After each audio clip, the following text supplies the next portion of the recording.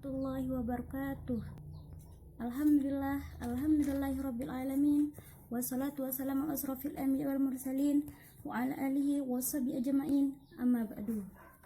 Yang saya hormati Bapak Guru dan teman-teman yang saya banggakan. Syukur alhamdulillah kita panjatkan kehadiran Allah Azza wa Jalla. Ia yang mengalirkan nikmat kepada manusia, para hambanya, nikmat yang tidak pernah putus dan melingkupi setiap tubuh anak Adam. Di antara nikmat ialah nikmat kesehatan, kesempatan, dan kekuatan yang diberikan kepada kita, sehingga kita dapat berkumpul dan saling berbagi di tempat yang sederhana ini, utamanya nikmat iman dan nikmat Islam. Dua nikmat yang merupakan syarat ulama sebelum memasuki gerbang surga, insya Allah. Kedua kalinya tidak pula henti-hentinya kita kirimkan selawat dan salam kepada tauladan, uswah dan anutan kita Rasulullah Sallallahu Alaihi Wasallam, kepada keluarganya yang mulia, kepada sahabatnya yang setia, dan kepada orang-orang yang senantiasa memegang panji kebenaran dan berjalan di setapak yang telah ia rintis. Semoga kita termasuk di dalamnya ikhwat dan akhwat yang semoga dimuliakan oleh Allah Azza wa Jalla. Amin ya rabbal alamin. Ini saya akan membacakan pidato yang berjudul Tata Cara Bergaul di Kalangan Remaja. Bergaul menjadi sebuah keniscayaan atau fitrah yang tidak dapat dihindari sebab watak dasar setiap manusia adalah sebagai makhluk sosial. Istilah sosial sangat erat dengan pengertian bergaul. Masa remaja biasanya dipahami sebagai masa pergaulan. Di masa ini seorang remaja biasanya mencari teman sebanyak-banyaknya. Di luar jam belajar, waktunya dihabiskan untuk bermain bersama teman-temannya, bercanda dan memperbincangkan banyak hal, mulai dari masalah pribadi sampai hiburan. Remaja gaul biasanya sangat disenangi teman-temannya, baik teman sejenis maupun lawan jenis. Dengan pengertian, remaja gaul dipahami sebagai remaja yang dapat bergaul model apa saja dan suka diajak kemana saja. Jika temannya merokok, ia pun ikut merokok. Jika temannya bermodel pakaian yang pamer aurat, ia pun mau mengikutinya. Jika temannya bergaul bebas dengan lawan jenis, ia pun tertarik ingin sama dengannya, dan begitu seterusnya. Sehingga kalau remaja yang tidak mengikuti apa yang menjadi tren di kalangan teman-temannya, ia dikatakan kuper, kurang pergaulan, sok suci, sok ustad. Remaja paling tidak suka kalau dicap atau dijuluki dengan remaja kuper.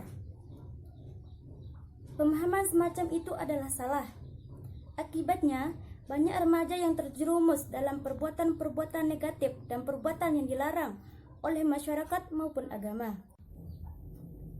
Ajaran Islam mengatur tata cara pergaulan remaja yang benar. Di antaranya adalah: yang pertama, Islam menghargai sikap diam lebih mulia daripada berbicara yang tidak baik.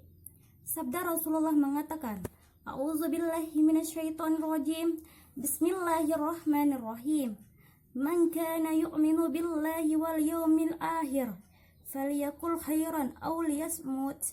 Yang artinya, barang siapa beriman kepada Allah dan hari kiamat, maka hendaknya berkata yang baik, atau kalau tidak bisa, sebaiknya diam.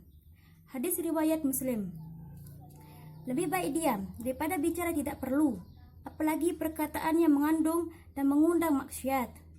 Seorang remaja tidak perlu khawatir dikatakan kuper akibat sikapnya yang diam. Asal jangan jadi remaja yang sok diam, sok alim, tapi diam-diam kelakuannya lebih bejat.